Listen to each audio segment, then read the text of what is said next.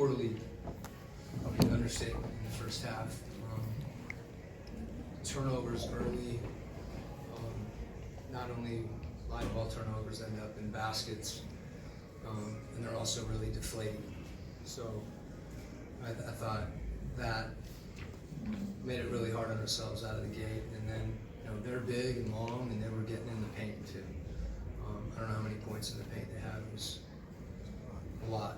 So I thought, as the game went on, we started to figure out a few things. I don't know what the second half score was. That's not a moral victory in any way, but I was glad that we began to play the way that we could play. Being more efficient offensively, and then on the defensive end, I thought we were more aggressive, or we just didn't kind of let them, punch. We got into them and made it harder in a lot of situations where they were just walking to the rim. When there were so many turnovers like that in the first half, and they were kind of getting points, in transition off of that, just was it something specifically that they were doing defensively, or was it kind of just maybe some mental lapses?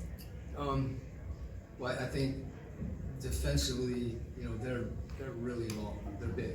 So, passes that, may on a different night be completed, they're going to tip those balls. And that means, just really fundamental stuff. You've got a ball fake, you've got to create space, you've got to make passes, all those things. And I, kind of figured that out, I think after a while, but we have to be stronger with the ball, and we weren't early. We were loose with the ball, and they punished us for it. Those things too are like they impacted our psyche as well. Like we just were deflated, and then it showed up on the defensive end as well. When a team does have 82 points in the paint like that, like what sort of adjustments can you make defensively when they are long like that?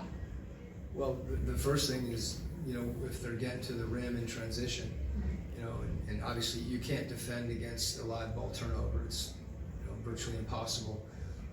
But I didn't think we were getting back and providing early resistance so that they see bodies where there aren't lanes to the basket.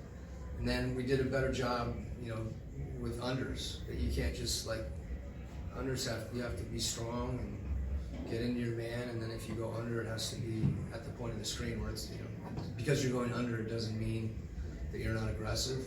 And, to counter that, they'll play pick and roll, and then you got to get up into your man. It's just a sequence of, defensive fundamentals that's required in order to have success. But it starts with just aggression, and us being more aggressive defensively and making them feel us more. Did you see an issue with ball movement tonight? I know you didn't hit double-digit assists until about halfway through the third quarter. You won't have, I've been through this 100 times, because you're not going to have a high assist game when they literally aren't leaving anybody. You're going to throw the ball to the corner, they're not open. So it becomes, a 2-on-2 pick and roll game. And there's a reason O had 8 offensive rebounds. There's a reason Trey in the lane and DJ eventually too. You get cracks on them offensively, and you shoot off the dribble threes. And we started taking those. Guards have to keep their dribble alive.